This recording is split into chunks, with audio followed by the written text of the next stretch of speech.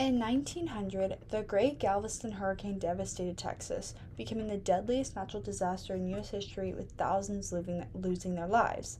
Shockingly, Cuban meteorologists had accurately warned of the storm's path, but their predictions were ignored due to political tensions, highlighting the deadly cost of dismissing crucial international cooperation. This fascinating story helps us get into today's topic of meteorologist pressures and what's it like to carry the weight of predicting weather patterns that could save lives. So let's get into it. So, as I said, today we're going to be talking about meteorologists and the pressures they face in the weather industry. But first, let's talk about what actually it means to be a meteorologist. So, there's kind of a dual role within being a meteorologist. And what I mean today, when I'm talking about meteorologists, I mean broadcast meteorologists specifically because they have that dual role of being scientists but also being public communicators. They're scientists because they analyze weather related data, meteorological graphs, and atmospheric models to understand and discuss these conditions effectively. But they also need to have great communication skills because they are reporting the weather from the newsroom or from affected locations and need to be able to create these compelling stories. And this can include video, this can include photo interviews. You need to have great communication skills, but also just have like a drawing presence so that there is an audience who wants to listen to your story. So it's a very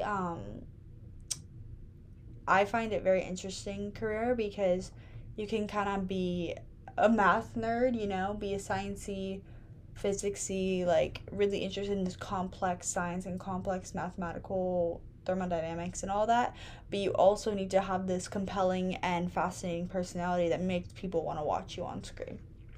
So that's kind of the role of a meteorologist, to predict the weather and communicate it to everyone who wants to know.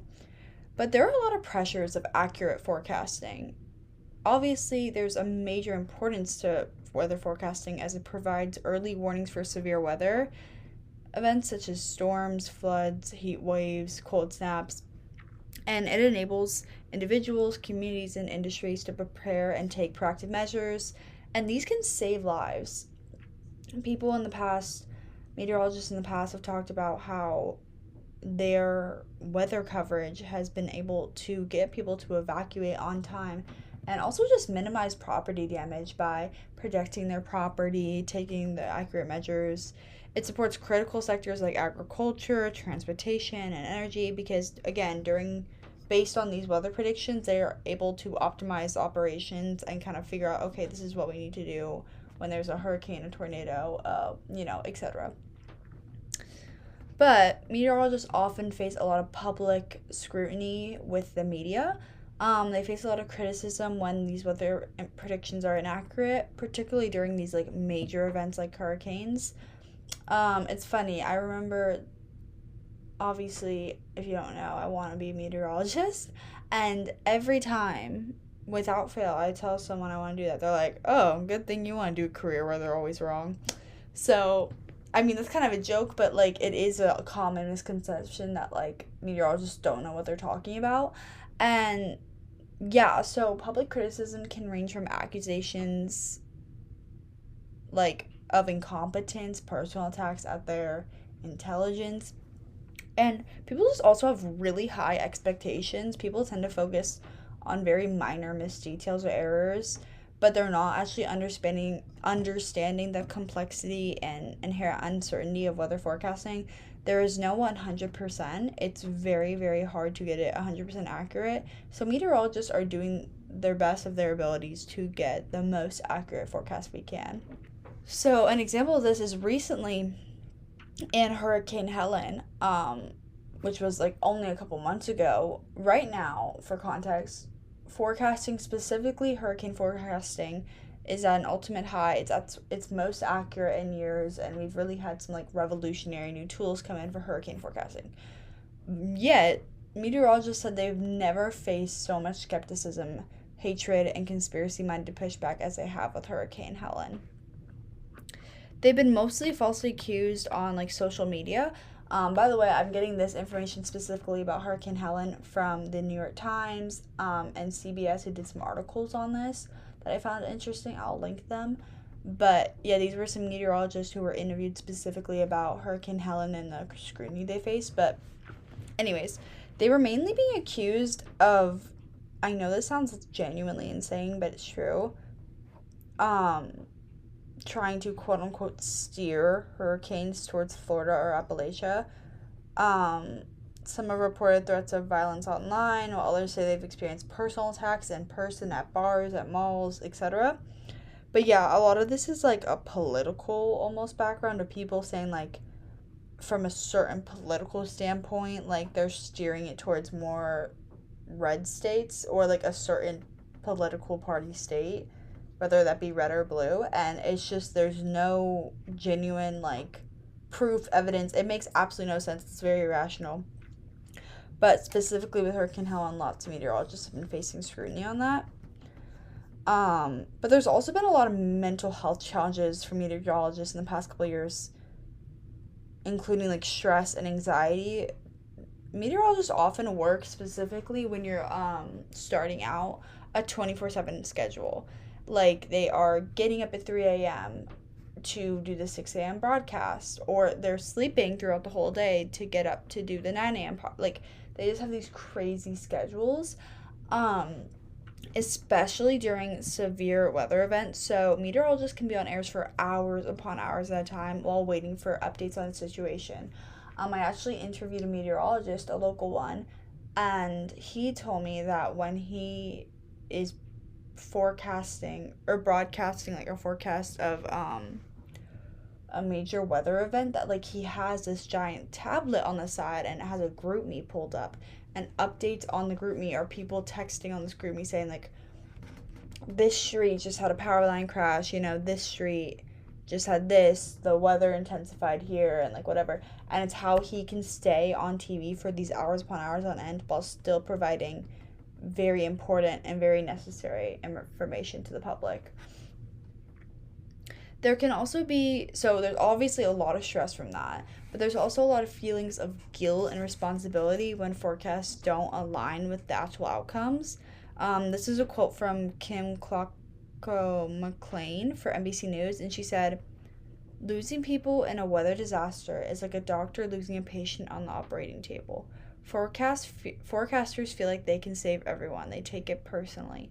So I think that's actually a really good point that Kim made in this, is that for meteorologists, a lot of them are doing it because they want to save lives. They have that passion for weather, and like they may find hurricanes and tornadoes fascinating. That doesn't make them any less more horrible and cruel. So they're destroying lives, and they feel as if, they're almost responsible for that. And this constant pressure to, there's so many pressures. There's the stress of this horrible schedule, not horrible schedule, but unorthodox schedule. There's the guilt from maybe people not making it in these severe weather events. And then there's also all this public scrutiny that they're getting faced. So there's a lot of constant pressure. And this can lead to exhaustion and burnout and just things that we don't want early on in people's careers. So let's talk about some of the strategies that are in place right now to manage the stress of meteorologists. So there's a lot of workplace support. Not a lot, actually. Let me rephrase that. There's some workplace support. Lots of meteorologists are working on improving it because it's not great at the moment. Some newsrooms and weather services provide mental health resources. And what I mean by that is they provide therapists, quiet rooms, etc. But it's also important to have these like personal coping mechanisms such as mindfulness. I say this in every episode, but exercise. Exercise, exercise, exercise. Endorphins increase your serotonin level, and it's just great for you to exercise if you can. Remember to enjoy your hobbies. This is really important too, because a lot of times when people are working, they tend to forget about like little activities or hobbies that they used to love, and when they get home they just want to sleep and eat, and that's totally valid. I feel a lot of the same way after school sometimes, but it's important when we have these hobbies to keep them up, because otherwise we're just going to get stuck to the habit of scrolling on our phones all the time, and that's not healthy. And kind of based off that, make sure to separate your work and personal life. And obviously today we're talking about meteorologists, but this also just applies in general. um Make an absolute effort to separate your work and personal life. Have a work mode on your phone and then a personal mode. Um, no phones at the dinner table. There's a lot of different things you can do to separate this work and personal life. But specifically on the topic of meteorologists, when you're having that go, go, go kind of like very, not stress, but like go mindset at work, being able to slow down and just stop that mindset and that pace in your brain when you get home can make sure that you're having a really healthy work environment. And with that, I want to thank you so much for listening today. Today was a short little episode. Obviously, I'm not a meteorologist, so I didn't want to do this like super long episode on something like I'm trying to be informed in as I want to do it in the future, but obviously like I don't know everything. I wasn't able to fully interview anyone, so, you know. But I did want to talk about it because I think it is important to emphasize the significance of meteorologists' work in safeguarding our lives and property. They're humans too, and we need to emphasize the need for empathy and support for them. And just for the audience, try to be mindful of the challenges meteorologists face before criticizing their forecasts and their broadcasting. Um, and just find ways to appreciate their work. If you see, your local newscaster or weather forecaster in public, thank them. And just make sure to stay informed and share accurate weather information because sharing misinformation just harms them and creates a negative impact in the world. So let's try to keep it positive, thank them, and just stay informed. And always make sure to take care of your mental health. You can use these personal coping mechanisms. Yes, I was talking about meteorologists, but these apply to anyone and they can be really helpful in just making sure you are keeping a healthy state of mind. With that, thank you so much for listening to Weathering Minds, and I'm Daisy Whittington. Thank you.